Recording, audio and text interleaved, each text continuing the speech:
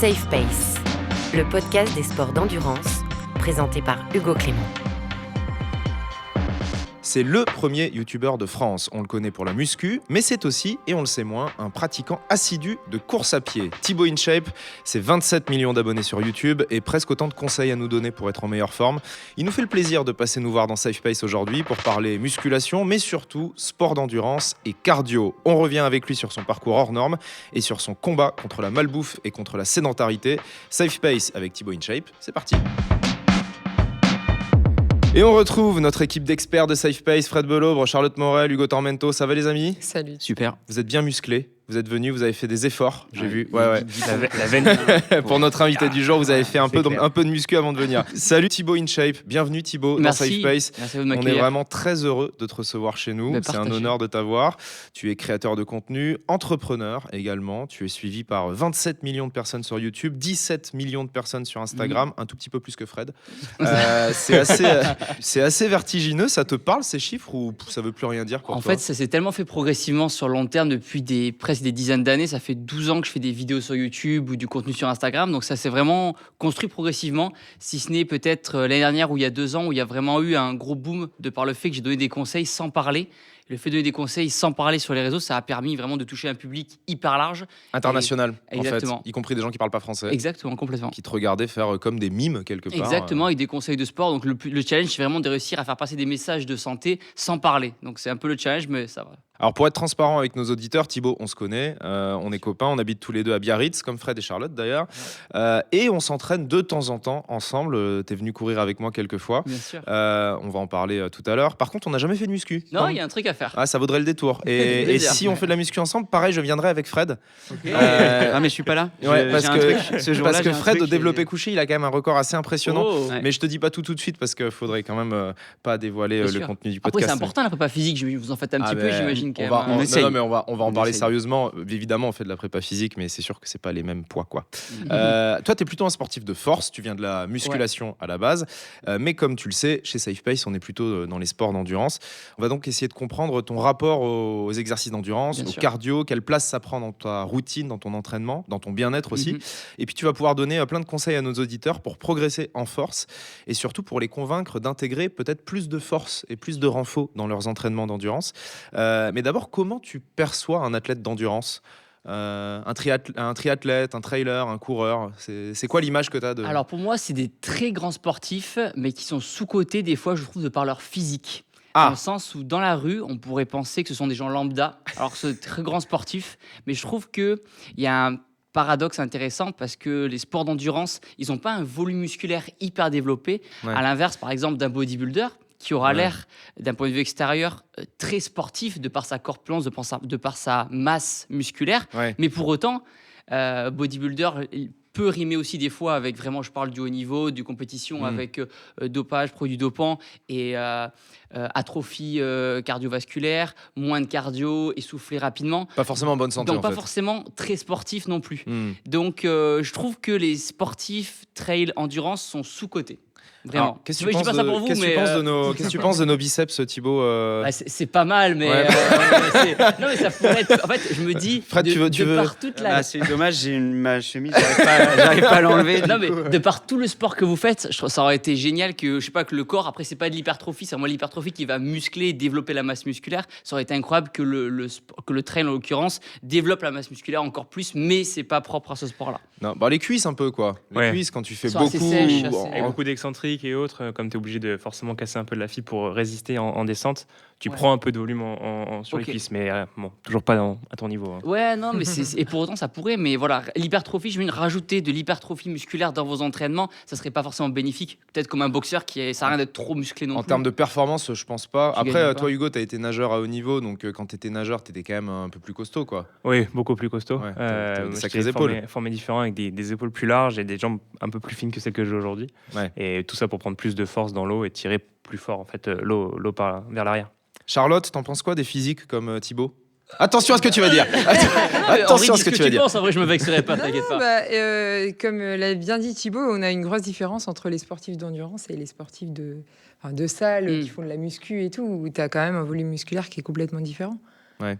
Donc, c'est pas du tout le même physique. Mais t'as pas répondu à la question? Non, mais t'inquiète pas, c'est intéressant d'avoir les deux, de travailler les deux, justement. Je trouve que c'est très complémentaire. Moi, je trouve que le triathlète est bien équilibré.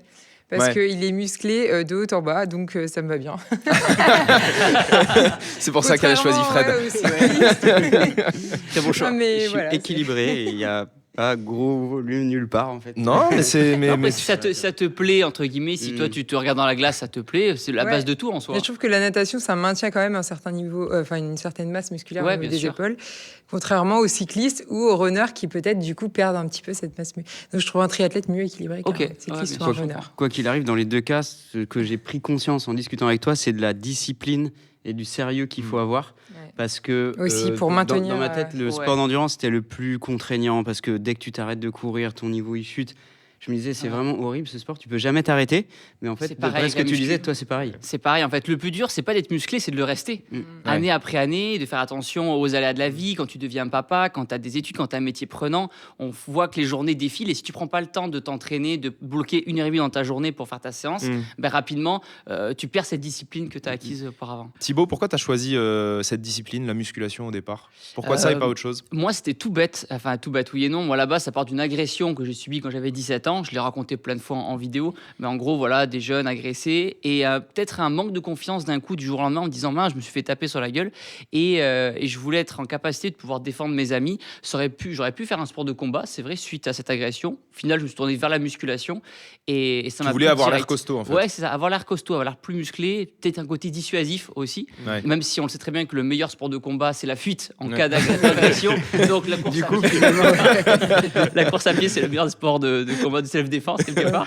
Mais voilà, c'est vers la muscu et de suite, je me suis senti tellement bien à la salle de sport. À aucun moment, j'ai dû me forcer à aller à la salle de sport assez rapidement. J'ai vraiment aimé le processus et je me suis renseigné, appris sur l'alimentation. C'est très complet et le fait que ce soit bon pour la santé, c'était presque un second point, mais qui n'était pas le premier. Le premier, c'était prendre du muscle et dans un second temps, c'était le côté santé, lutter contre la sédentarité, etc.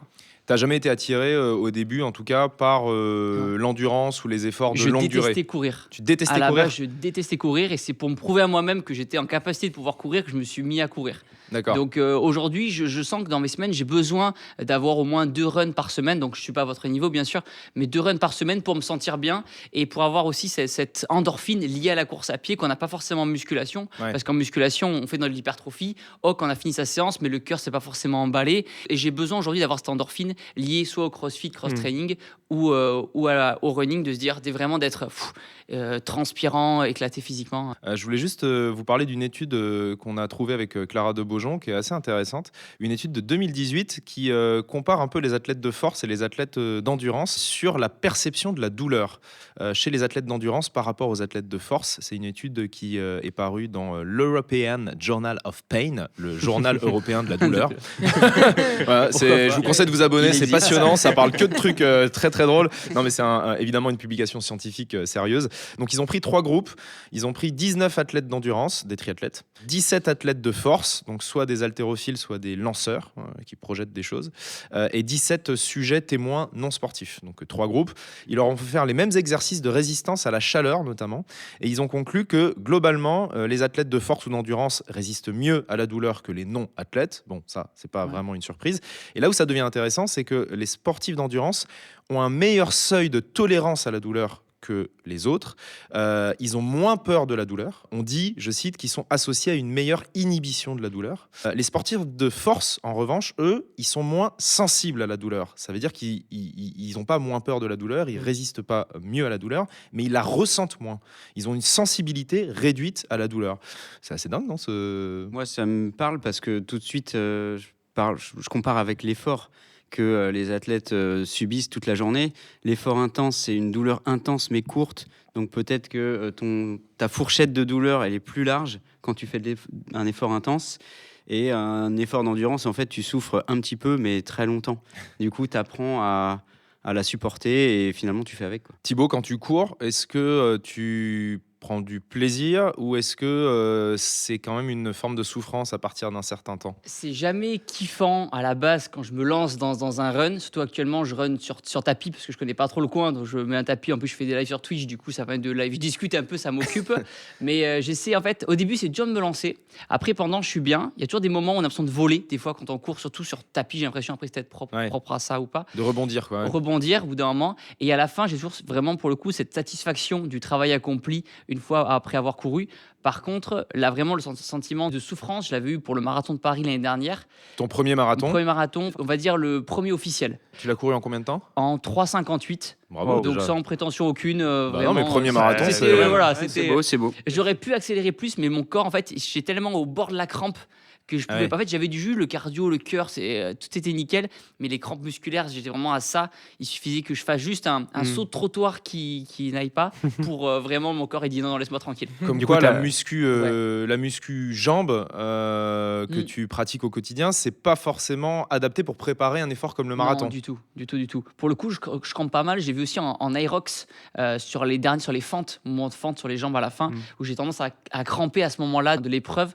Donc voilà, est-ce que je suis plus sujet aux crampes de façon génétique, je sais pas, mais en tout cas c'est pas le même entraînement. Le marathon, je précise que tu as fait l'année dernière à Paris, tu en as fait une vidéo sur YouTube qui est dispo sur ta chaîne YouTube pour les gens qui veulent aller voir. Tu documentes ta course au fur et à mesure. J'ai une petite GoPro et je me filme tout au long du parcours. Alors par contre, il y a une erreur sur les trucs qui sont écrits à l'écran parce que tu as mis la vitesse en km/h alors que c'est la vitesse en minutes par kilomètre. C'est ma monteuse Clémence, la pauvre, je peux pas lui en vouloir. Elle court pas, la pauvre. Et c'est vrai qu'elle a mis, je crois que elle a dit quoi, c'est quoi, 5 km/h. 5 km/h alors que c'était 5 minutes au-dessus. Ouais. Voilà, la pauvre. Mais je veux pas lui en vouloir. On embrasse Clémence. J'aimerais bien comprendre à quoi ça ressemble une semaine type de Thibaut InShape aujourd'hui au niveau entraînement. Quelle place pour la muscu, quelle place pour la course à pied? Comment tu découpes ça? Actuellement, le lundi, ça va. Tous les jours, j'essaie d'avoir au moins mes 10 000 pas pour avoir au moins un hit ou un intéressant dans ma journée, au moins d'avoir une activité physique hors sport classique. Donc avoir les 10 000 pas. Pas forcément la course à pied, mais tu marches. 10 000 pas. Tu essaies de marcher. Voilà, 10 000 pas. Marcher, être actif dans sa journée. Une séance de muscu, je pense 4-5 séances de muscu par semaine. Okay. Pour le coup, je fais vraiment à l'ancienne, c'est-à-dire on appelle ça le bro split. Lundi pec, mardi dos, voilà. Aujourd'hui, c'est vrai qu'on a tendance à faire plutôt du push-pull legs. C'est un peu la mode de faire des mouvements de poussée, des mouvements de tirer, des mouvements de jambes. Du coup, lundi pec. Lundi, pec 10 000 pas. Le mardi, crossfit 10 000 pas. Le mercredi, ça peut être un run, par exemple. Okay. Un 10 km, souvent, c'est un 10-12. Je m'arrête là pour l'instant. Un footing, ouais, c'est ça. J'essaie de me mettre quand même dans le jus, sur le tapis, à courir au moins à 12, à peu près 12 km/h, 12-2, 12-3, 12-4, à peu près dans ces eaux-là. Et me challenger avec un petit 13 km de temps en temps là-dessus. Jeudi, ça va être de la muscu. Jambes. Vendredi, ouais, c'est ça. J'inverse en fait. Une séance pec, une séance dos, une séance bras, une séance jambes. Et une séance épaule avec un autre groupe musculaire à un moment. Vendredi, crossfit. Donc, ça peut plutôt être un entraînement type Aerox qui dure 1h30 avec de la course à pied, functional training, des ergos, donc tout ce qu'on appelle ski erg, rameur, cardio. Voilà, vraiment cardio un truc dans tous les sens qui fait du bien aussi. Ouais. Et après, le samedi ou le dimanche, soit je refais un run, soit on arrive à se capter, on se fait du fractionné ensemble. Ouais, on va en parler des séances de fractionné qu'on s'est faites ensemble. Ouais, grave. Qui avait été préparé par Fred d'ailleurs, c'est lui qui nous a fait souffrir. Très bien, elles sont pas mal. En plus, la première fois que je t'ai écrit, je me souviens, je t'ai dit, allez, mets-moi mal, je crois, un truc comme ça. Tu m'as dit, moi je veux bien venir courir, mais tu me mets mal. J'ai dit, ok, pas de souci, j'appelle Fred. Et après, c'était bon. Et après, c'était nickel. Okay. Et donc, voilà, dans tous les cas, même si mes semaines, les entraînements, j'ai peut-être 10 entraînements dans la semaine, mais c'est étalé sur 10 jours et il y a un peu des cycles. C'est pas vraiment des cycles de 7 jours, plus des cycles de 10 jours et ça tourne. Donc, si je résume bien, en gros, 4 entraînements de muscu par semaine minimum et quand même 4 entraînements de cardio parce que si tu fais 2 crossfit et 2 courses à pied, tu as quand même 4 entraînements endurance, on va dire, dans la semaine. J'en ai besoin personnellement pour mon endorphine personnelle de une. Et ensuite, plus on vieillit, moi j'ai passé 34 ans et je me dis pour la santé du corps et du cœur, je commence à prendre conscience, passé 30 ans, je commence à prendre conscience de préparer la suite et mobiliser le cœur un maximum. Et du coup, ça te bloque pas un peu dans la progression de la veine du bibi musculairement, peut-être, mais mon physique aujourd'hui me plaît. C'est-à-dire que tu vois, je fais 1m75, 75 kg, je suis sec, je suis pas le plus volumineux, il y a bien sûr des gens plus musclés que moi de façon naturelle aussi, mais ça me convient, mon physique aujourd'hui me convient. Mais ce qui est intéressant, c'est que tu me disais il y a quelques temps qu'aujourd'hui, tu recherches peut-être plus exactement la même chose au niveau physique, au niveau d'apparence, que ce que tu recherchais quand tu as commencé la muscu. Quand tu commençais la muscu, tu voulais vraiment être le plus musclé possible. Aujourd'hui, tu cherches plus le bien-être et de te sentir bien dans ton corps. Quoi. Exactement, et garder bien sûr les abdos et une masse musculaire qu'on peut garder naturellement. Mais c'est quand tu commences la musculation, pour les gens qui nous écoutent, souvent les 3 premières années, c'est là où on va progresser le plus rapidement possible parce que le corps, il n'est pas habitué à avoir cette contrainte, cette charge extérieure qu'on lui met. Du coup, le corps progresse vite. Mais au bout d'un moment, le corps n'est pas fait pour mesurer 1m75 et peser 95 kg sec. Ouais. Donc voilà, comme on dit, il a fallu faire un choix. J'ai fait celui de la santé et ça se passe bien. Le volume horaire, tout compris par semaine? Je dois faire une séance de muscu, ça fait 1h30, un crossfit, muscu 1 heure, peut-être 10-12 heures. 10-12 heures par semaine. Ouais, voilà, sans prétention aucune. Ce qui est un volume d'entraînement très important, évidemment, par rapport au commun des mortels, mais effectivement, par rapport à un triathlète amateur rien à voir. Qui s'entraîne pas forcément à haut niveau. Je peux avoir une vie de famille, voilà. Je peux avoir autre chose que le sport. Fred et Charlotte, vous, dans les triathlètes que vous entraînez, c'est le volume moyen, c'est quoi d'entraînement par semaine? Pour un triathlète amateur qui débute, c'est 8-10 heures, je dirais. Enfin, peut-être 6-8 heures au début, mais ça va rapidement aller sur du 8-10 heures. Mais pour des gens qui préparent du longue distance, oui, on dépasse vite les 12 heures d'entraînement. Avec le volume vélo du week-end, le volume monte vite automatiquement, quoi. 3 sports, c'est incroyable. 3 sports à gérer, c'est trop. C'est hyper dur. Toi, natation et vélo Dans une autre vie, peut-être. Dans une autre vie. T'as jamais eu envie de faire un triathlon? Pas pour l'instant. Pas pour l'instant. Peut-être avec les années. Faut jamais dire jamais. Non, mais c'est un mec de défi, donc il fera ce genre de défi. Ne me chauffez pas trop. Un Ironman. On sait tous ici que tu finiras par faire un Ironman. Peut-être pour la gloire, pour le prestige. Swimrun, tu veux dire. C'est bon pour sa santé, ça va peut-être y aller. Ouais, on verra. Faut jamais dire jamais, mais pas pour l'instant. Alors, on a déjà fait plusieurs séances de fractionnés ensemble, effectivement. On en a fait notamment une, signée Fred Belaubre. C'était 5 blocs de 1 minute allure VMA. Donc, allure VMA, pour ceux qui ne savent pas ce que c'est une allure quand même très élevée, quasiment le maximum de ce qu'on peut tenir pendant 6 minutes, c'est ça. Vitesse maximale aérobie, voilà, c'est ça. On va dire que c'est à fréquence cardiaque maximale sur si ça dure donc un carton, petit peu. Quoi. Voilà, on court vite, on se met cher. Pas fond, mais quasiment à fond. Donc 1 minute VMA, suivi de 3 minutes allure 10 km, donc en dessous de l'allure VMA, mais quand même une allure 10 km, c'est quand même une allure assez importante. Puis à nouveau, 1 minute VMA. Et ça, on l'a fait 5 fois. 5 blocs comme ça. Et donc les VMA, j'ai retrouvé les données hier soir. Est-ce que ça t'a mis mal alors? Oui, alors, attends, mais je vais te donner les allures. Je vais te donner les allures. Parce que j'ai retrouvé du coup sur Strava hier, je suis allé voir les allures. J'ai craqué à la fin. Là, donc les minutes VMA, on les tournait à peu près à 3,15 pour moi et à peu près 3,20 pour toi. Donc quand même, il courait autour de 3,20 les minutes VMA, 3,20 au kilomètre, ce qui est quand même une allure importante. Et les 3 minutes, on était plutôt autour de 3,30. Et toi plutôt peut-être 3,35, 3,40 à la fin. Mais tout ça pour dire 3,40 minutes au kilomètre quand même, que j'ai été vachement surpris la première fois que j'ai couru avec Thibaut, parce que j'avais l'image d'un gars très musclé, assez lourd et tout. Et franchement, tu as un niveau de course à pied, notamment dans les intensités, qui est très surprenant par rapport au volume d'entraînement de course à pied. Non, mais c'est sérieux. Je sais pas ce que vous en pensez les coachs, mais ces allures-là... Autant sur des séances VMA, tu peux tricher un petit peu, même si tu es un peu lourd et musclé, parce que c'est vraiment une séance de puissance. Autant sur les 3 minutes, ça commence. Il avait plus de mal sur les 3 minutes. 3 minutes, il y avait un demi-terrain à chaque fois d'écart à la fin, je te voyais partir. Mais sur les séances, pour les coups, quand on faisait la puissance, j'étais beaucoup plus à l'aise avec la force des cuisses et le squat et tout. Plus c'est court, plus t'es à l'aise. Ouais, complet. Donc, après, je te voyais partir au loin de plus en plus. Mais non, mais en tout cas, très bonne explosivité et quand même de l'endurance, parce que tu as été capable de faire un marathon, tu as été capable de tenir des allures de 10 km. Hugo, tu voulais dire quelque chose? Ouais, d'une certaine manière, moi je suis pas totalement étonné, parce que effectivement pendant longtemps je faisais pas de muscu. Et là, je pense que j'ai pas changé grand-chose en termes d'entraînement, purement physique. Mais par contre, j'ai fait j'ai rajouté de la muscu. Et en 1 an, j'ai retranché 1 minute sur un semi-marathon. Juste avec de la prise de volume de muscu. Donc moi je suis pas totalement surpris de 1 minute sur un semi-marathon. On précise que ça peut paraître pas grand chose de gagner, mais sachant que ton semi-marathon l'année dernière, tu le courais déjà en 1h08, il me semble. Oui, 1h08, 58. 1h08, et là tu l'as couru en 1h07. Donc à ces allures-là, 1 minute de gagner, c'est vraiment beaucoup. T'as déjà fait un semi, Thibaut? J'ai pas un officiel. Je sais pas. Non, je vais te dire une bêtise. Je vais dire un score. J'essaie de te l'envoyer. Faudrait que tu t'essayes sur un 10 km chronométré. Ouais, j'ai jamais fait, tu vois. Sur ce tapis, je le fais, mais tu vois, je peux aller chercher peut-être un 47. Ah, tu non. vois. Non, moi, je sais pas. Je sais pas. J'en sais rien. Non, pour avoir fait Bon, des non, séances, c'est ça qui est marrant. Tu te sous-estimes vachement sur ce que tu es capable de faire en endurance, parce que pour avoir fait des séances avec toi de fractionner, tu peux vraiment aller chercher un temps très on s'en fera un très vrai, intéressant sur 10 km. Si tu veux, on se fera un vrai 10 Ouais, km avec sur un plaisir. hippodrome à Biarritz. Avec On ira plaisir. faire 10 km d'un coup, chronométré, avec les coachs au bord de avec grand plaisir. l'hippodrome. Mais je pense que Chaud. tu peux largement aller chercher un moins de 40 minutes sur bien. 10 km. Ça fera mes 10 000 pas de la Avec un journée. petit peu comme ça, c'est d'entraînement. largement. Qu'est-ce que ça t'apporte, la course à pied, au-delà de l'intérêt cardiovasculaire? Qu'est-ce que ça t'apporte, y compris psychologiquement? C'est ce côté, tu es encore plus fier de toi. La muscu aujourd'hui, j'ai plus de courbatures quand je m'entraîne. J'ai juste le sentiment d'avoir le travail accompli, mais il me manque une petite décharge d'endorphine, un petit plaisir, comme ça fait 17 ans que je fais de la musculation maintenant. J'ai besoin à un moment, pour pas me lasser de la musculation, j'ai besoin de faire aussi d'autres sports à côté qui vont me manquer la musculation, dans le sens où quand je fais que du cardio, la muscu me manque, et quand je fais que de la muscu, le cardio me manque.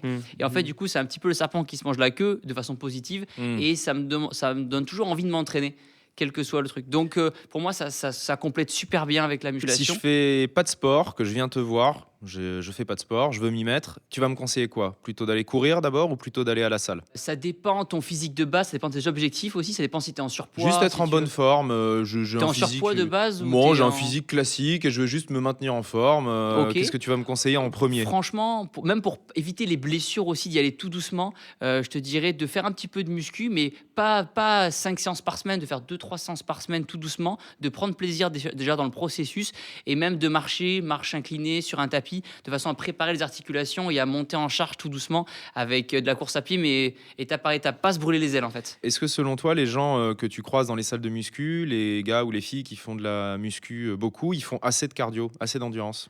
Au début, on n'aime pas le cardio. Beaucoup de gens, quand ils font de la muscu, ils n'aiment pas le cardio. Je discute beaucoup avec eux. Et souvent, le cardio de la muscu, c'est le tapis incliné. On appelle ça le 15, 5, 30, un truc comme ça. C'est 15% de pente, 5 km/h et pendant 30 minutes. D'accord. Et c'est souvent le cardio. En soi, effectivement, si tu le fais bien, si tu fais tes 10 000 pas, etc., ça te permet d'avoir l'air d'avoir un physique propre, athlétique. Mais après, effectivement, ça va être plus dur de taper dans des sports vraiment endurance ou d'être, on appelle ça, polyvalent, et d'aller chercher un marathon avec un petit peu de prépa, d'aller chercher un sport de combat ou quoi. Ça va être un peu limitant. Mais en tout cas, ça suffit pour effectivement avoir les tableaux de chocolat, comme on dit, et avoir un physique harmonieux et être bien au quotidien. Ça suffit. Pour être en bonne santé, est-ce que c'est suffisant pour toi de faire que de la muscu? Avec le recul, tu m'avais posé la question il y a 15 ans, je t'aurais dit oui, que de la muscu. Mais aujourd'hui, avec toute l'expérience que j'ai acquise, il faut un petit peu solliciter le cœur pour vivre en bonne santé, c'est important. T'es devenu vieux en fait, tout ça, simplement. On devient vieux, on se met à faire de l'endurance. Non, mais j'ai détesté courir. En fait, c'est pour les gens qui nous regardent et qui sont peut-être plus jeunes, qui ont la vingtaine,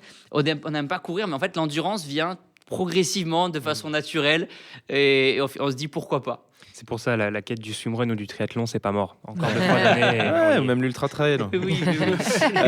Qu'est-ce que tu dirais aujourd'hui à un pratiquant de muscu pour le convaincre de faire plus de cardio? Je trouve que le cardio, ça va vraiment t'aider d'un point de vue physique, parce que forcément, quand on fait de la musculation, ce qui nous intéresse de prime abord, c'est vraiment le physique, l'apparence. Ça va permettre vraiment d'aller virer du gras, en fait, tout simplement, le cardio. Donc même si on n'aime pas l'effort d'endurance, c'est ce qui va permettre d'éliminer du gras. Ça grille des calories. Ça brûle des calories, un max de calories, et ça permet aussi peut-être de se faire plus plaisir sur l'alimentation. Ouais. C'est vrai que quand on fait de la musculation, on a tendance à être un petit peu dans compter ses calories, etc.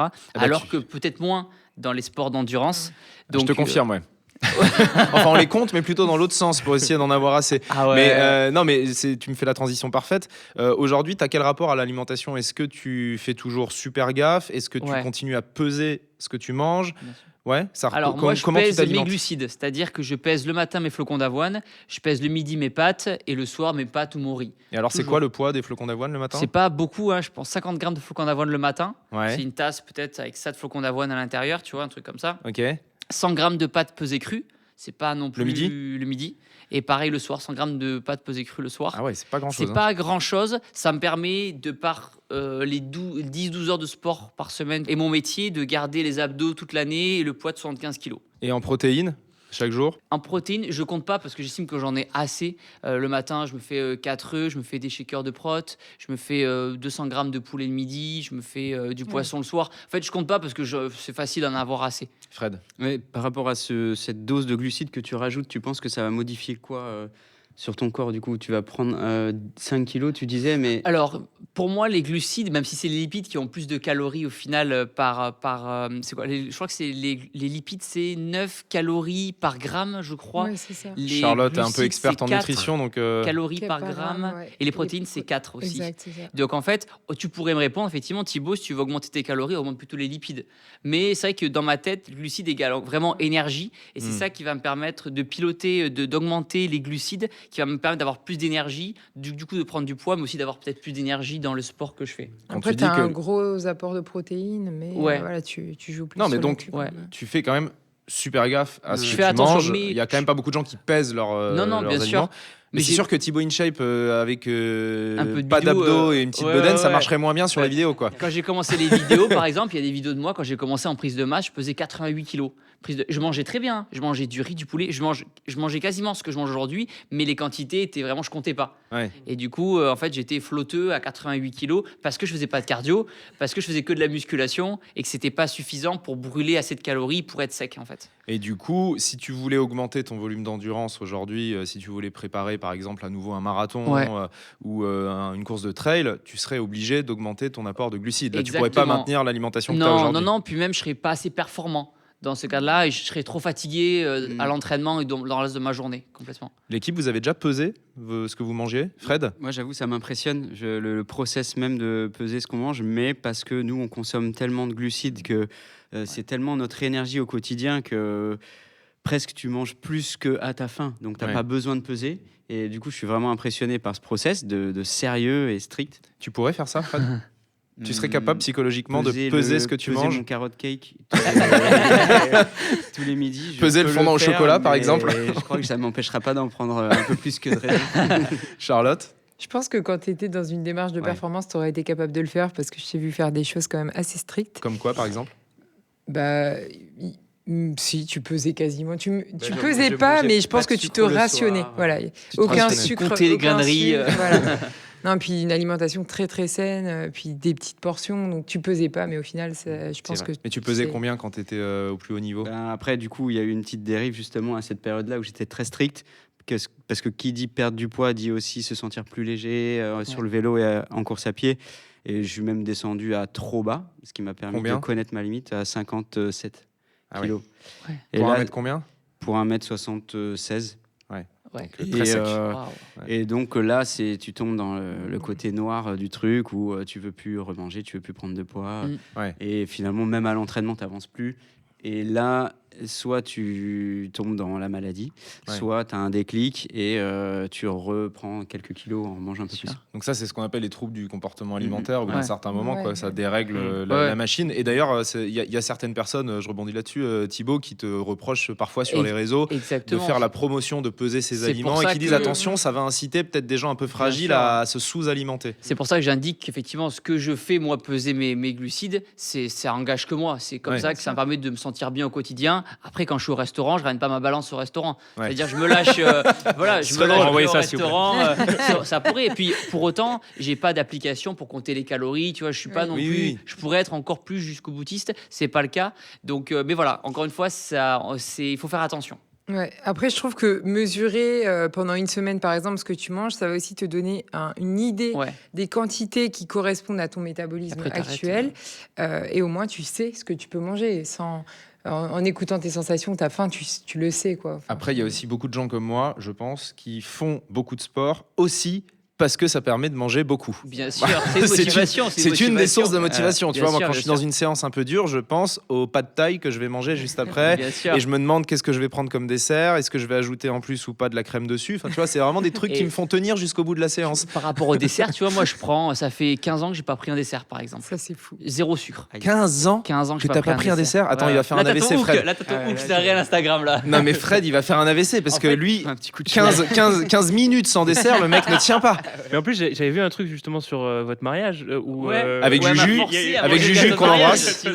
En fait, j'ai banni le sucre raffiné de mon alimentation. Complètement. Ah ouais. Mais Depuis vraiment, 15 ans, ça, pas c'est un vraiment- gâteau. 15 ans, pas un gâteau, pas un bout de chocolat, pas un sucre dans le café, rien. Waouh. J'ai éliminé. Alors des fois du miel, je peux, du sirop d'érable, mais du sucre blanc carré, zéro. les En gâteaux, fait, du tout coup, j'ai ça. plus le.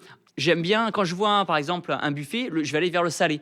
Mais aujourd'hui, dans ma tête, j'ai fait une croix sur tout ce qui était la partie sucrée. Ça m'apporte rien dans mon quotidien, pour mon physique, dans ma santé physique et mentale. Je me dis, c'est pas pour moi. T'as jamais de tentation. Jamais. Tu En fait, j'ai rêves pas de tellement- manger des fondants Non. au Et chocolat. combien t'as mis de temps à dépasser ce stade où quand même t'avais, tu vois, l'attirance pour le sucré Ben, je pense que ça s'est fait sur 15 ans en fait. Ah ouais. Progressivement sur 15 Il faut ans. quand même 15 ans pour se sevrer Ouais, vraiment. peut-être, mais après, ça fait longtemps maintenant, mais tu vois, j'ai commencé par exemple à prendre du fromage blanc. Je me souviens, je faisais du sucre dans le fromage blanc le soir avant de dormir, parce que quand on veut prendre de la masse, fromage blanc, etc., c'est un peu un truc de go muscu. Puis progressivement, j'ai remplacé le 20% matière grasse par le 5% matière grasse, soit en fromage blanc ou le 3%, et j'ai enlevé le sucre. Et au final, ben, ton cerveau en demande plus. ouais. Et aujourd'hui, moi, je me sens super bien dans ma tête, et je préfère prendre 2 burgers que prendre un burger et un gâteau, par exemple. Burger, mais sans frites. Si, frites de patates douces. Frites de patates douces. Frites Et de donc, à patates ton douces. mariage, Juju, qu'on embrasse, qu'on salue, Bien sûr. elle t'a obligé à manger En le plus, gâteau du mariage. En plus, elle avait fait un gâteau hyper healthy, fait maison et Ah tout, oui. donc j'avais pas d'excuses. Donc, t'as pris une part J'ai pris une part de gâteau. et tu l'as recraché. Non, quand même. Il est parti courir direct. Ah, Je fais mes 10 000 pas après, j'ai dansé beaucoup. En tout cas, tu es vachement engagé sur les questions de l'alimentation. Tu en parles beaucoup dans tes vidéos. Tu as un vrai impact sur les jeunes parce que, bon, évidemment, on l'a dit, tu es suivi par des millions de personnes. Et tu es un des rares, quand même, youtubeurs aussi suivis à avoir un discours aussi strict et aussi engagé sur l'alimentation, notamment l'alimentation transformée. Tu fais pas mal de vidéos où tu mets en scène le fait de ne pas boire de soda. Tu incites les gens à boire de l'eau. Quand vous avez soif, buvez de l'eau. Ouais. Buvez pas du coca, buvez pas des trucs comme ça. Tu proposes des solutions fait maison pour remplacer des aliments industriels. J'ai vu que tu faisais pas mal ça dans tes vidéos Ouais, récemment. bien sûr. Plutôt que d'acheter des nuggets de poulet industriels, faire soi-même Faites les ces nuggets maisons, de poulet, etc. Pourquoi c'est important pour toi ce combat contre la malbouffe? Tu as l'impression que c'est un poison pour les jeunes aujourd'hui? Moi, aujourd'hui, je me sens bien dans mon corps et bien dans ma tête, donc j'estime que mes conseils peuvent aider. Encore une fois, je dis pas que j'ai la science infuse, je dis juste que moi, ça a fonctionné pour moi. Donc peut-être qu'ils ont des petits tips à prendre par-ci, par-là. Quand tu vois ce que mangent les jeunes aujourd'hui, tu te dis quoi? Notamment la mode des croustilles, là, de tous ces fast-food. Alors les croustilles, c'est du riz avec du poulet pané, énormément de sauce. Ouais. T'enlèves la sauce, ça peut passer en soi, tu vois. T'enlèves la sauce, ça peut mais il y a passer. énormément de promotions sur les réseaux sociaux pour Ouais. ces aliments catastrophiques pour la santé. Qu'est-ce que tu te dis quand tu vois tout ça? En fait, je me dis qu'effectivement, les gens manquent d'éducation sur l'alimentation. C'est vrai que combien de fois j'avais dit en vidéo de pouvoir avoir des cours de nutrition à l'école ou des modules de nutrition à l'école pour que les gens aient une notion, sachent un petit peu ce qu'ils mettent dans leur assiette, que ça, c'est des protéines, il faut en avoir dans l'alimentation. Ça, c'est des légumes, c'est important pour les fibres, les vitamines, les fruits, etc. Les gens manquent effectivement juste de notions. Donc, quelque part, c'est leur faute par leur faute, mais juste d'être un peu plus instruits pour savoir ce qu'ils ont dans leur assiette. Quand tu vois ce que mangent aujourd'hui beaucoup de jeunes, on sait que le taux d'obésité explose en France, que ce qui est intéressant, chez les jeunes en tout cas. Ce qui est intéressant, c'est de se rendre compte que le taux d'obésité explose aussi chez les jeunes qui ont moins de revenus, que l'obésité est liée aux gens qui ont moins de revenus, parce que c'est certainement aussi un plaisir de manger quelque chose de gras, entre guillemets. C'est un plaisir qui est pas cher, qui est facilement accessible. Donc peut-être que, et on le voit, quand tu vois une carte de la France avec le taux d'obésité en France, c'est souvent dans la région au nord de la France, par exemple des régions peut-être plus pauvres. C'est pas moi qui le dis. Hein, non, mais c'est vrai, il y a un lien entre le niveau de vie et le taux d'obésité. Plus les gens sont pauvres, plus le taux d'obésité est important. Peut-être parce que c'est des familles qui ont moins le temps, qui travaillent beaucoup, qui ont aussi moins le temps de cuisiner à la maison, des repas faits maison, ou qui ont été moins éduqués vis-à-vis de ça. Donc ils vont préparer des plats faits maison avec plein de sucre et plein d'additifs à l'intérieur, donner à leurs enfants, puis ça va se répéter. Donc juste, quel que soit son niveau de revenu, être mieux éduqué sur l'alimentation. Pour ça que les vidéos YouTube ou les réels Instagram permettent à des gens, même qui n'ont pas de moyens ou pas de connaissances en nutrition, d'avoir des petites connaissances et dire à leurs parents, ben non, moi je mange pas, je préfère prendre du Coca-Cola zéro que du Coca-Cola classique, blindé de sucre par exemple. Après le Coca-Cola zéro, on sait que les édulcorants qu'il y a dedans sont aussi la suspectés santé, d'avoir des Bien impacts sûr, mais c'est une sorte de sur la quantité santé. après. Mais oui, bien sûr. Mais le sucre de base, c'est le no-go. Sinon, en tout cas, le discours que tu tiens, à savoir buvez de l'eau, c'est quand même c'est la base. Quand on a soif, on boit de l'eau. Aimez C'est l'eau, ce que j'essaie de dire à mes enfants tout le temps. Hugo, tu voulais dire quelque chose? Je suis assez d'accord sur le côté très éducation et repères, en fait. Je trouve que la plus grosse problématique, c'est les repères, et c'est là où j'irai un peu dans ton sens sur peser au moins une fois dans votre vie ce qu'on dit, parce qu'en fait, on s'en rend pas compte, mais 100 grammes de pâtes dans une assiette, c'est pas grand-chose, en fait, en termes de volume. Et donc, forcément, en fonction de la vaisselle que vous avez à la maison, si votre assiette, elle fait 40 cm cm ou si votre assiette elle fait 30 cm, c'est pas du tout la même proportion de l'assiette en fait qui est prise par ces pâtes-là. Et le fait de peser, ça nous permet de se rendre compte en fait effectivement de quelle est la norme. Et 100 grammes, c'est même au-dessus de ce qui est recommandé sur ce genre de produit. Sur les féculents, c'est plutôt 70 grammes par personne. Ouais, pesé cru, c'est ça. Pesé cru, ouais. Et 70 grammes pesé cru. Par rapport à ce qu'on peut ingurgiter depuis qu'on est tout petit en cantine scolaire, c'est vraiment pas grand-chose. Après, évidemment, là, ce sont des chiffres, des recommandations pour la population générale qui ne prend pas en compte les sportifs. Voilà, donc, bien sûr. Avant de passer à la question de ton combat pour le sport chez les jeunes, qu'est-ce que tu as envie de dire aux coureurs à pied, aux sportifs d'endurance qui font pas de renfort, qui aiment pas ça? Le discours sur la muscu a vraiment changé. Aujourd'hui, on fait plus de la muscu seulement pour avoir l'air musclé, mais aussi pour sa santé, pour bien vieillir, la vieillesse et pour lutter contre la fonte, la sarcopénie, je crois. C'est ça, la fonte naturelle. Musculaire, exactement. Et pour être indépendant, voilà, si demain on est vieux, on vient à chuter, hop, on a de la masse musculaire pour nous retenir, on se fait moins mal. C'est vraiment là-dessus. Donc, d'un point de vue santé, ça peut être ça. Et d'un point de vue plus performance, parce que ça peut intéresser les coureurs, c'était par rapport au dernier fractionné qu'on avait fait ensemble. Aux limites, sur le 3 minutes, tu me mettais une feuille, tu étais loin de moi, mais j'arrivais un peu plus à tenir sur le 1 minute. Ouais, c'est vrai. Alors qu'on n'a pas eu tout le même entraînement. Sans me lancer des fleurs, bien sûr. Mais clairement, parce que tu as une puissance musculaire sur l'explosivité bien plus importante. Comme je disais tout à l'heure, ça peut aider d'un point de vue performance aussi. Et Hugo, sur tout le trail, évidemment, pour les gens qui font beaucoup de trail en descente, là, ça devient carrément indispensable à partir d'un certain niveau, le renforcement musculaire. Complètement. En trail, vous avez souvent cette sensation, quand la montée est un peu longue, voire la descente où c'est encore pire, d'avoir les jambes complètement coupées et séchées. Et ça, c'est des choses qu'on vient bosser grâce à la muscu, à cette résistance, en fait, à ce poids qu'on vient impacter à chaque marche. Donc, c'est quoi? C'est des squats en excentrique, c'est-à-dire qu'on fait des squats en retenant la descente pour simuler la descente en trail? Tout à fait. Il y a des squats, il y a du soulevé de terre. En fait, on vient chercher à pousser forcément sur toute la chaîne postérieure, donc toute la chaîne arrière des jambes. Donc ça me part du haut de la fesse jusqu'au mollet. Le tempo est important aussi pour ce type d'exercice. Si on veut vraiment le tempo. Alors, en musculation, qu'est-ce que c'est le tempo? C'est tout simplement le temps que tu mets à descendre et le temps que tu mets à remonter quand tu fais un squat. Okay. Donc on ralentit la descente pour que ça corresponde à l'effort qu'on va retrouver en course à pied en trail, puisque c'est vraiment cet effort-là qui pèse en trail, c'est retenir son poids dans les descentes. La seule qui aime vraiment le renfort ici, c'est Charlotte. Que sur les jambes, moi. Que sur les jambes. Ah oui, elle veut pas faire des bras. Alors ça, tiens Thibaut. Dis-moi. Ah non, alors ça, je profite de t'avoir. Je profite de t'avoir dans le podcast parce que là, c'est l'occasion que jamais. Je t'écoute. Quand on va faire du renforcement avec Fred et Charlotte chez notre ami Sébastien qui est à la salle Mouvement à Biarritz et qu'on salue, Charlotte ne veut jamais faire le haut du corps parce qu'elle a peur de prendre des épaules, d'avoir des gros biceps, etc. Et ça, c'est beaucoup de femmes. Je pense que tu le sais, tu l'entends autour de toi. Beaucoup de femmes veulent pas faire de haut du corps parce qu'elles ont peur de devenir énorme. Bien sûr. Alors déjà, ça va prendre, même pas, ça va prendre des années parce qu'au bout d'un moment, souvent l'image d'une femme qui a un haut du corps, on pense aux bodybuilders qui sont sous hormones, stéroïdes, testostérone, qui ont plus de testo qu'un homme. Donc c'est normal qu'il y ait cette image-là, mais en tant que femme, non. Musculairement, il y aura une limite. Donc après, voilà, encore une fois, il faut que ça te plaise visuellement. C'est utile d'un point de vue santé, muscler le haut du corps, c'est important. Peut-être aussi dans les sports natation, on en parlait tout à l'heure. Mais après, voilà, il faut que l'image que tu vas voir dans le miroir te plaise aussi quelque part. Complètement. Pourquoi tu veux pas faire du haut du corps, Charlotte? Est-ce que tu peux moi, nous j'ai un expliquer? passé de nageuse, donc avant, t'as l'habitude. J'avais beaucoup plus de volume que ça sur les épaules et tout.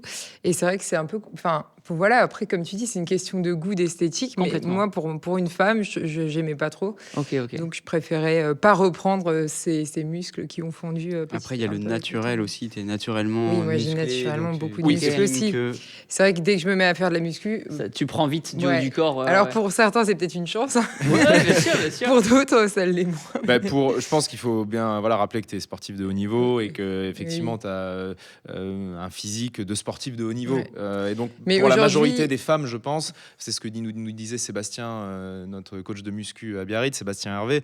Il nous disait la majorité des femmes, elles peuvent faire de la muscu du haut du corps et avant qu'elles prennent vraiment du volume musculaire, il y a des années. Tu peux en faire jamais au bout d'un moment. Jamais. Mais je suis d'accord, avoir un haut du corps musclé, bien gainé, c'est quand même bien aussi. Donc c'est très bien.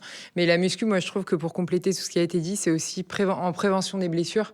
C'est vraiment pour la course à pied, tu veux dire? Pour la course à pied, voilà. Et ça, c'est vraiment un un point fort aussi du renforcement, quoi. Bien sûr, bien sûr. Tu t'es jamais blessé en course à pied? Écoute, je touche beaucoup de bois, mais j'ai la chance de jamais aller chez l'ostéo, jamais chez le kiné, et je suis jamais blessé. Donc je touche bien T'as à jamais la eu de table. blessure? T'as jamais eu de blessure? Non. La seule blessure que j'avais eue, c'était en CrossFit sur une chute, mais vraiment, j'étais tombé sur les fesses. C'était pas lié à un gros volume d'entraînement. Pas de tendinite? Non, j'ai rien. Pas de déchirure? Vraiment là-dessus, je suis béni, je pense. Donc Écoute, non, mais c'est que tu t'entraînes bien, c'est avec sérieux et que voilà. C'est quoi la partie de ton corps que t'as le plus de mal à muscler? Moi, j'aimerais bien avoir des plus gros biceps. Après, ils sont pas assez gros. Ça va quand même. Vas-y, fais voir. C'est des biceps courts, tu vois. Ouais. En fait, son biceps court, ça c'est la génétique, tu vois. En fait, on veut tous, voilà. Mais bon. Ah ouais. Viens avec nous à la salle de muscu quand on sera en débardeur, tu verras, tu vas être. Et finalement, je vais dire, allez, je vais traîner qu'avec des coureurs. C'est exactement ça. Quand tu traînes avec des coureurs, t'as toujours l'air musclé. T'es vraiment très investi sur la question du sport chez les jeunes. Dans tes vidéos, t'incites autant que tu peux les jeunes à se bouger, et les moins jeunes d'ailleurs, mais bon, t'es beaucoup suivi par des jeunes. On aimerait te faire réagir à une étude du ministère de l'Éducation nationale qui a été publiée il y a quelques semaines, que tu as sûrement vu passer. Ça a été fait sur 300 000 élèves de 6e en France qui ont été testés sur leur endurance, leur force et leur vitesse.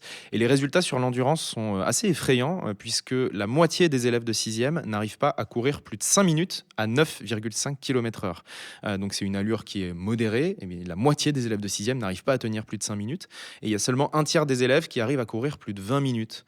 Qu'est-ce que ça t'inspire, ces résultats? Déjà, c'est grave. C'est grave, d'un premier point. Second point, où est le problème? Est-ce que c'est un manque d'éducation de la part des parents? Est-ce que c'est un manque d'éducation de la part de l'école? Est-ce que c'est le programme, je sais pas, est-ce que c'est le programme de l'école? Est-ce que c'est le téléphone? Les écrans. Est-ce que c'est les écrans? Est-ce que c'est trop de sédentarité? Est-ce que c'est dur pour un enfant d'aller courir quand il a passé effectivement 12 heures sur son téléphone par jour ou tout le week-end? Ça manque d'éducation aussi pour expliquer aux enfants l'importance de faire du sport. On est loin, je pense, d'avoir de la France un pays de sportifs. Ouais. La France n'est pas encore une nation de sport, même si elle a de très grands sportifs. Je pense qu'il y a encore du boulot à faire pour réussir à motiver cette nouvelle génération qui arrive. Donc je pense que voilà, des podcasts comme ce qu'on fait aujourd'hui, ça peut pas faire de mal pour informer les parents et les plus jeunes.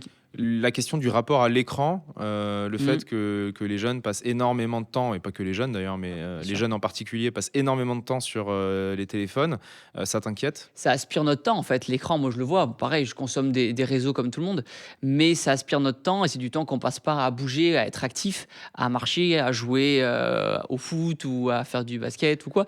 Donc c'est une sorte de juste milieu, il faut pas priver les jeunes d'écran, j'ai pas d'enfants, il faut pas priver les jeunes d'écran parce que c'est un équilibre à trouver, parce qu'il y a le côté social et c'est intéressant, on trouve de très bonnes choses sur les réseaux, mais pour autant c'est bien alors je sais pas si j'ai un enfant demain, peut-être lui dire ok, t'as le droit d'avoir ton téléphone, ton iPad, mais essaie de bouger au moins 2 heures dans ta journée ou d'être actif, ou on va se promener et ensuite tu auras la récompense. J'aimerais faire ça dans l'idéal, est-ce que ça va se passer comme ça? Je ne sais pas, vous qui en avez. Ouais, alors moi c'est vrai qu'on est assez strict avec Jim qui a 6 ans aujourd'hui, on est assez strict sur le téléphone. Elle a jamais le droit de regarder le téléphone évidemment à 6 ans, on lui donne jamais le téléphone, même au restaurant pour l'occuper ou quoi, jamais.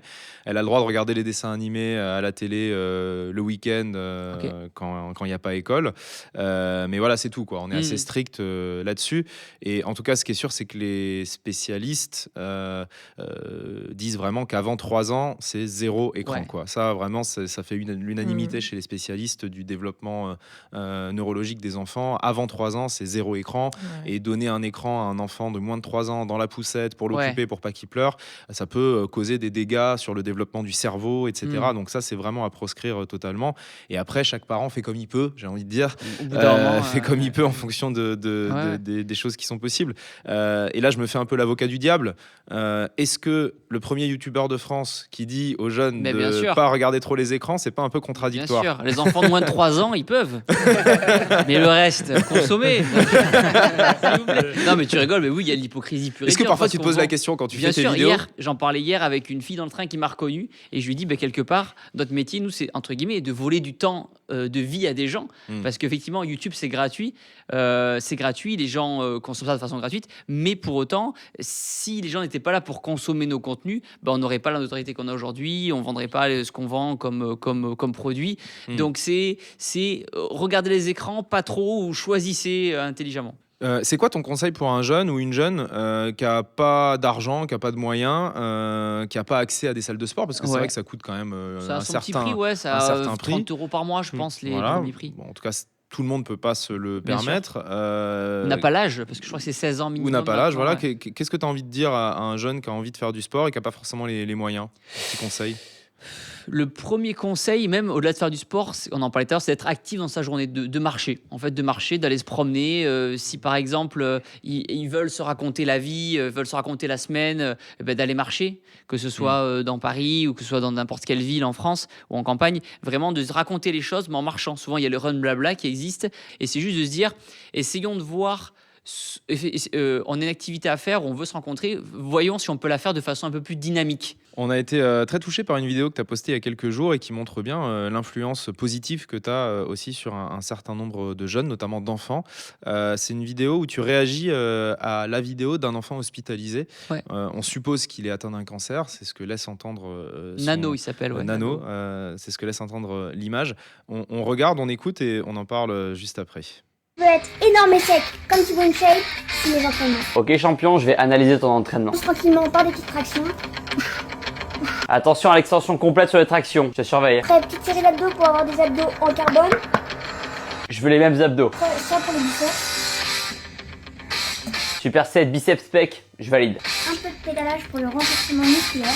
Exact, on pense au cardio. Et pour une bonne alimentation, créatine, protéines, caféine. J'espère que c'est de la NGF Nutrition. Et sans oublier le testostérone. De la testo? On avait dit pas de dopage. Une bonne hydratation. 3 litres d'eau par jour minimum. C'était efficace à Jésus4 qui a commenté ma vidéo. La meilleure. Comme sur toi tu vois une shape, quand je sors de l'hôpital, on s'entraîne ensemble. Écoute, avec grand plaisir, je t'ai envoyé un message privé sur TikTok, je te laisse me répondre. Prends soin de toi, bon rétablissement, amour et protéines. Qu'est-ce que ça te fait de tomber sur ce genre de contenu? De voir qu'un gamin qui est hospitalisé, qui a le cancer, qui traverse une épreuve affreuse, t'envoie ce genre de message? C'est super touchant de se dire qu'en fait, ça peut l'aider, quelle que soit la façon dont ça peut l'aider, mais ça l'aide, ça lui fait penser un petit peu à autre chose.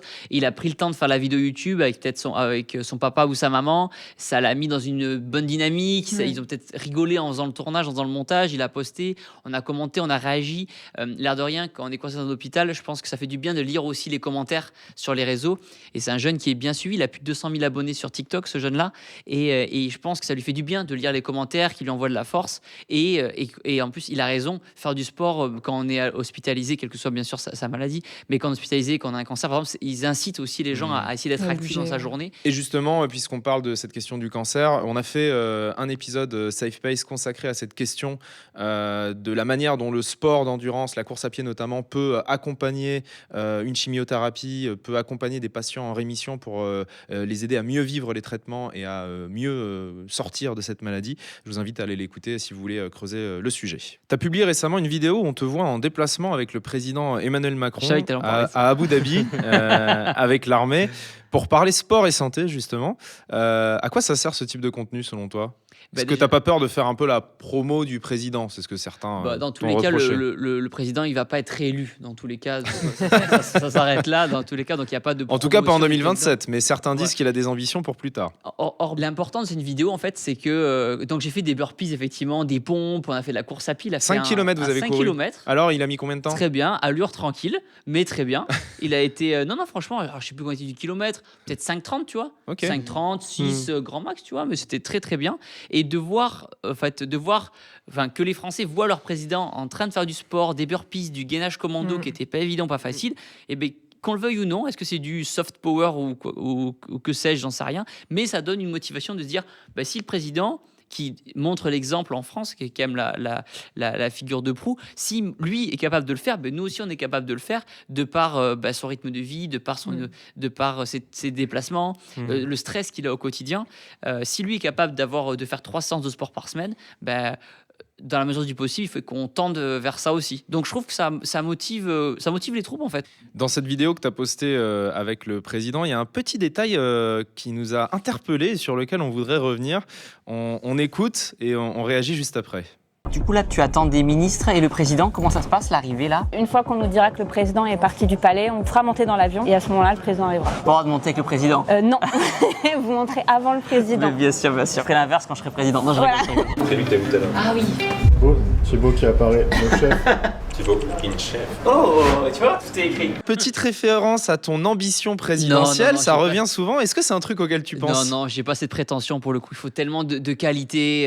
Enfin, faut être bon dans tous les. En fait, faut être bon dans tous les domaines vraiment qui touchent, qui vont aider les Français. Aujourd'hui, moi, je suis bon en sport, en nutrition, et le but, encore une fois, c'est pas de cliver, c'est de motiver un maximum de gens à se mettre au sport.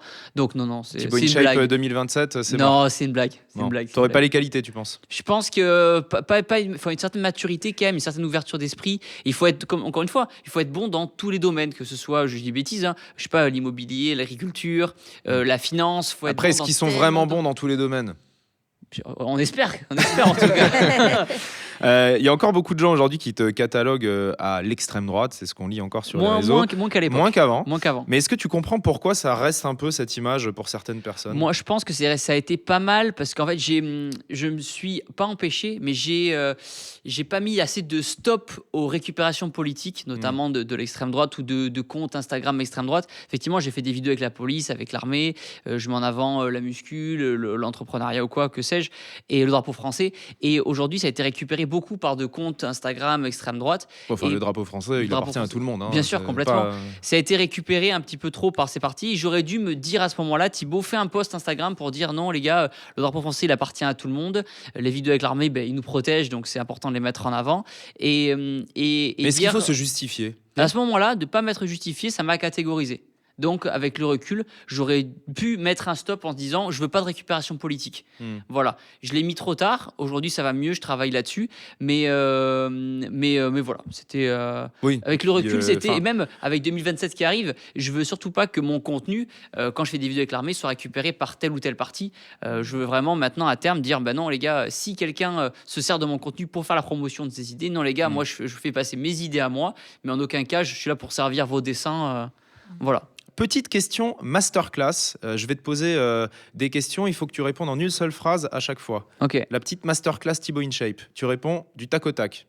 T'es prêt? Ouais, vas-y. Qu'est-ce que je savais commencer, pardon. Vas-y.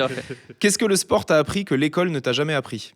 D'être fier de moi et d'avoir la capacité si je réussis dans mon sport, je vais réussir dans d'autres domaines de ma vie. Si j'arrive à atteindre cet objectif-là par le travail, je pourrais atteindre d'autres objectifs par le travail aussi. C'est quoi ton conseil à un jeune qui veut se lancer dans le sport mais qui se sent nul? De ne pas avoir peur du jugement des autres et d'y aller, puisque plus tôt vous allez commencer, plus tôt vous allez y arriver. Si je fais pas de sport, mon premier objectif, ça doit être d'arriver à faire 50 pompes d'affilée ou de courir 1 heure d'affilée? Ah, c'est dur ça. Les deux sont bien, Non, je dis non, les 50 pompes et 1 heure, a dit les deux. Compromis, muscu et course à pied. Si tu as uniquement 20 minutes pour faire du sport dans ta journée, tu fais quoi comme exercice? Soit je me fais un fractionné, soit je fais une séance de crossfit 20 minutes, tu vas être défoncé en 20 minutes. Quelle partie du corps chez un homme tu regardes en premier pour savoir s'il est sportif? Ah, les abdos. Quelle partie du corps chez une femme tu regardes en premier pour savoir si elle est sportive? Les cuisses, le quadriceps, là, s'il dégueule ou pas. Pardon, je me suis... Si tu devais choisir entre les œufs et le poulet? Non, quand même les œufs, parce qu'il y a des lipides, il y a des vitamines, il y a des protéines, c'est encore plus complet que le poulet. Si tu devais choisir entre faire de la muscu que du haut du corps ou que les jambes, tu peux plus faire que l'un ou l'autre jusqu'à la fin de tes jours. Que le haut du corps, 100%. C'est comme sur les femmes qui vont faire le bas du corps. Si tu devais choisir entre Juju et la muscu? Ah, tu peux pas faire ça. Tu vois, parce qu'il y a des fois, je t'aurais répondu la muscu quand elle me saoule. Quand elle fait trop de muscu, c'est Juju parce qu'il y a l'équilibre. Non, la muscu avec Juju. Si tu devais choisir entre le sport et le sexe? Ah, le sport. Sans hésiter. Ah ouais, c'est marrant parce qu'on a fait un épisode il y a pas longtemps sur libido et sport d'endurance et j'avais posé cette question aux experts et ben moi je pensais qu'ils allaient répondre le sport, ils ont répondu le sexe. Ça a été partagé. C'était partagé. Non, ça a été partagé pas du tout chez toi. Ça justifie. Ah oui, parce que toi ça a été direct le sexe. Non, pas direct. J'ai longuement hésité, mais je me disais se passer de sport en soi, ça m'est déjà arrivé quand j'étais blessé, j'ai survécu. Ok. Me dire pas de sexe du tout, c'est toute la vie. Ok. C'est quand même bien. Je sais pas, en fait, moi, le sport au quotidien, je fais pas forcément du sexe au quotidien, mais le sport au quotidien, j'en fais par contre, et ça me procure tellement un bien-être physique et mental que pour le coup, je pourrais difficilement m'en passer. Après, sur le long terme, sur des années et des années, la question se pose. Je sais pas. En tout cas, j'étais ton équipe, t'inquiète pas. Ah ouais, c'est vrai. T'étais pas tout seul. Est-ce que quand tu te réveilles le matin, Thibaut, t'as l'impression de te réveiller dans ta vraie vie ou dans une forme de rêve, d'être premier youtubeur de France, de vivre de ta passion, d'avoir réussi à construire ta vie autour de ce qui te fait vibrer? Est-ce que tu te dis que c'est réel tout ça, ou est-ce que parfois tu te demandes si t'es pas en train de rêver et puis tu vas te réveiller dans la vraie vie? C'est un mélange, je pense, de chance et de travail, les deux facteurs, et de gens aussi qui m'aident au quotidien pour que tout se passe bien. Mais effectivement, je me dis, j'ai la chance de vivre mon rêve, de faire passer les messages que j'ai envie de faire passer. Encore une fois, si demain les réseaux devaient s'arrêter, c'est pas grave, parce que j'aurais vécu tellement de choses incroyables de par les vidéos que je me dirais, bon voilà, j'ai eu ma dose. Et aujourd'hui, ce qui m'anime et ce qui m'aide au quotidien, c'est d'aider les personnes, comme on dit, à perdre du poids, à prendre soin d'eux. Donc en fait, si demain il n'y a plus les vidéos, je ferai la même chose, mais dans une salle de sport par exemple, ou avec du coaching, ou avec des gens. Et quelque part, ça serait peut-être plus gratifiant, parce que j'aurais le regard en direct des gens et je pourrais vraiment les aider au plus près. Donc aujourd'hui, je suis content de l'aventure que je vis aujourd'hui, mais je serais pas moins heureux si je devais faire un autre métier dans ce domaine-là. T'as pas le stress tous les jours de te dire il faut que je reste numéro 1, t'as pas cette pression, il faut que je poste aujourd'hui 3 fois, parce que pour te connaître un peu et te côtoyer un peu, je sais à quel point t'es un monstre de boulot, tu bosses tout le temps, tu fais tes vidéos tout seul, t'as pas une équipe de 40 personnes sur autour. Sur YouTube, t'as un monteur, mais j'ai un monteur. Ce que tu mets sur Instagram, les 3-4 vidéos que tu postes par jour, c'est toi qui les tournes, c'est toi qui les montes, c'est toi qui les édites. Je pense que beaucoup de gens ne sont pas au courant, mais t'as pas une équipe de 40 personnes autour, t'es presque seul. Sur ça, j'aime bien, ça me fait savoir où je vais un peu. Est-ce que tu as la pression à chaque fois que tu postes en te disant il faut qu'elle marche, en allant voir les vues? Est-ce que ça te déprime quand tu fais pas assez de vues? Au tout début, quand j'ai commencé... Non, en fait, ça dépend des fois. Il y a des périodes où je vais être plus affecté quand il y a beaucoup de vidéos qui ne fonctionnent pas.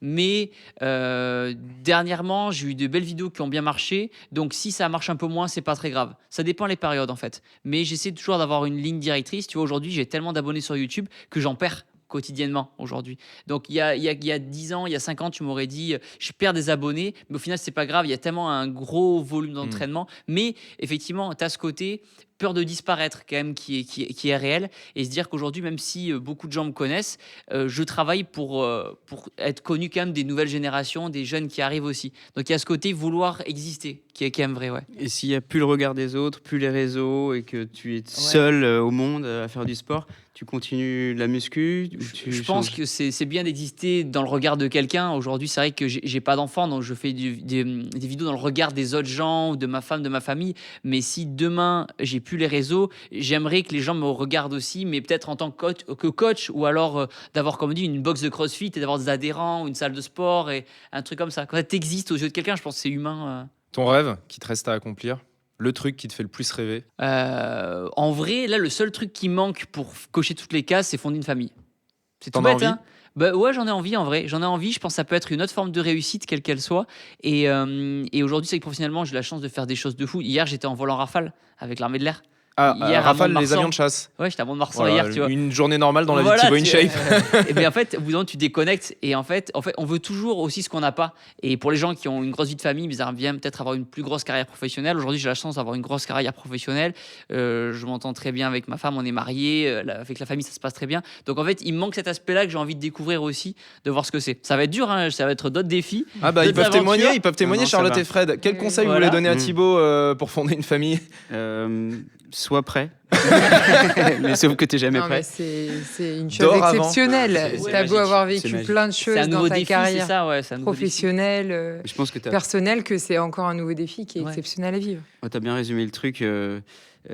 C'est quelque chose d'exceptionnel, mais c'est bien d'avoir accompli des choses avant, je pense. Ouais. Bon, en tout cas, on vous le souhaite, Thibaut, avec Juju, on vous souhaite tout le bonheur du monde. Merci beaucoup d'être venu dans Safe Place. C'était un honneur de te recevoir. Et tu vas pas te sortir d'ici sans passer par la case interview tapis. C'est la tradition chez nous. Donc c'est parti pour l'interview tapis de Thibaut InShape. Ça va Thibaut, tu t'es un peu échauffé? Bien sûr, ça va très bien. Je te rappelle le concept de l'interview tapis. À chaque mauvaise réponse, la vitesse augmente. On va voir jusqu'à quelle vitesse tu tiens et à combien de questions tu arrives à répondre. Allez. On part à 10 km/h, c'est un peu ta vitesse footing, quoi. Tu as l'habitude de courir à ces allures-là. Super. On est à 10 km/h et on commence. En 2024, ton épouse Juju Fitcat, ta femme même, a réalisé son premier Aerox en solo. Oui. Peux-tu me donner son temps exact? 1h28. Ah, tu la surestimes un petit peu. 1h37. 1h37, ok. On embrasse Juju. Et on passe à 11 km/h. En Aerox toujours, quel est le temps du record français chez les hommes en solo? Toutes catégories d'âge confondues en 2025. Waouh. Le record français. 48.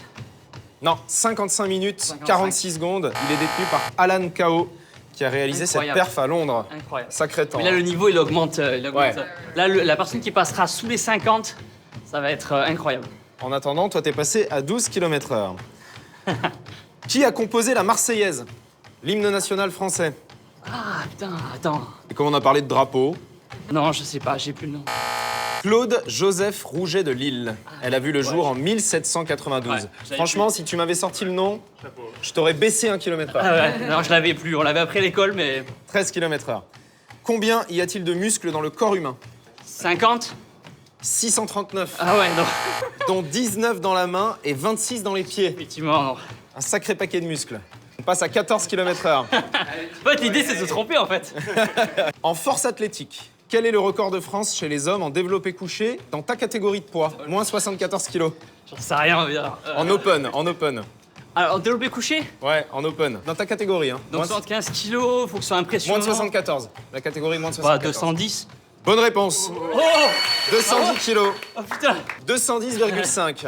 Record détenu depuis 2015 quand même. C'est quoi ton record, toi? Au développé couché, à l'époque, j'avais eu une à 150 kilos. 150 Ouais, kilos. mais je pesais 88 kilos. Ah ouais. J'étais prise de masse, beaucoup de riz. Alors, tiens, justement, quel est le record en développé couché de Fred Belaubre, ici présent? C'est une vraie question, ça? Ouais, c'est une vraie question. 65. Ah, t'es pas loin, 60 kilos. Ah. Allez, je te l'accorde. Merci.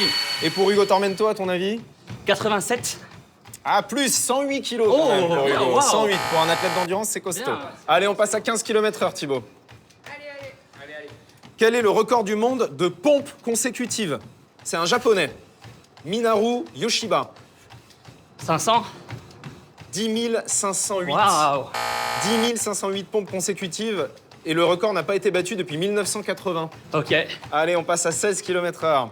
Qui détient le record de France de squat dans ta catégorie toujours? C'est rien, donc je vais dire, je suis fit 4. Non, allez, le poids. Quel est le record de France de squat dans ta catégorie? Ok. En moins de 74 kilos. C'était à Marseille l'an dernier. 250. Alors, c'est très impressionnant, c'est 295 kilos. On passe à 17 km/h. C'est bien. T'es un soutien de l'armée française, tu fais beaucoup de vidéos avec eux pour soutenir nos soldats. Quel est le nom du futur sous-marin nucléaire lanceur d'engins dont la construction a été annoncée par le président il y a quelques jours? En plus, oui. Je sais pas. L'Invincible. L'invincible. Il naviguera en 2036. Allez, on passe à 18 km/h. Allez, Thibaut, accroche-toi. Depuis quand l'EPS est-elle une épreuve du brevet des collèges? Je sais pas, 2004. 1980. Les premières épreuves ont eu lieu en 1980. Je suis bête, 2004, n'importe quoi. Allez, on passe à 19... T'es plus lucide à 19 km/h. Qui a remporté les CrossFit Games en 2025 chez les hommes? Je sais rien. Jason Hooper. Il a remporté le titre de Fittest Man on Earth. On passe à 20 km/h. Allez, mon Thibaut. Allez, Thibaut, allez. Quelle somme d'argent a remporté justement Jason Hooper? C'est pas 100 000. 287 000 $. Ça donne envie, non? Ouais. On passe à 21 km/h. Là, il parle plus. Il parle plus. En ce moment, ont lieu les Open de CrossFit. Combien de participants sont inscrits en France? Je sais pas. Environ. 50 000. Environ 250 000. On passe à 22 km/h. Allez, Thibaut. À l'issue de plusieurs épreuves de sélection, les 30 meilleurs crossfitters chez les hommes et chez les femmes s'affrontent lors des CrossFit Games. Quel est le nom du titre pour les gagnants hommes et femmes? Le nom du titre? C'est quoi la question? Comment ça s'appelle quand tu remportes les CrossFit Games? World Fittest Earth. Oui, c'est ça. C'est accepté. Le record du monde du kilomètre vertical chez les femmes a été battu il y a peu. Quel athlète a réalisé cet exploit? Je sais pas. Axel Gachet-Mollaret. On passe à 23 km/h. Tu peux t'arrêter quand tu veux, tu te mets en sécurité. Bravo. Énorme. 23 km/h. Incroyable. Bravo, Thibaut. Merci beaucoup. Merci Bravo, beaucoup. mec. Bon, les questions de la fin, c'est fait pour te faire lâcher, hein. J'ai besoin d'être lucide Impressionnant. pendant les questions. C'est dur, hein. Trop bien. Je monte à 2500 par, c'est bon. En cardio, t'es monté à combien, J'ai un pic, je crois, à 121. Non, Mais ça va 121, être c'est pas très possible. précis, ouais. Non, c'est pas possible. Je pense que t'es monté bien plus haut. Bon, félicitations, franchement, qu'est-ce que vous en pensez, l'équipe, de sa performance? 23 km/h quand même, en plus il a couru assez longtemps. Merci, super. Non, et on voit que ça commence à être compliqué de réfléchir. Ouais, de fou. En tout cas, il y a du potentiel. On va retourner faire des fractionnés et puis on va préparer Thibaut pour un petit marathon, un petit 10 km. Sur le 10 km, ça va envoyer. Avec plaisir. En tout cas, merci beaucoup Thibaut, franchement, c'était merci un pour plaisir. C'est un très bon moment. Un plaisir. Merci pour tout. Très bonne journée. Et un honneur de te recevoir dans SafePace. Partagez en tout cas, merci à vous. Merci l'équipe. Et puis moi, je vous dis à très vite pour un prochain épisode de SafePace. Bye bye.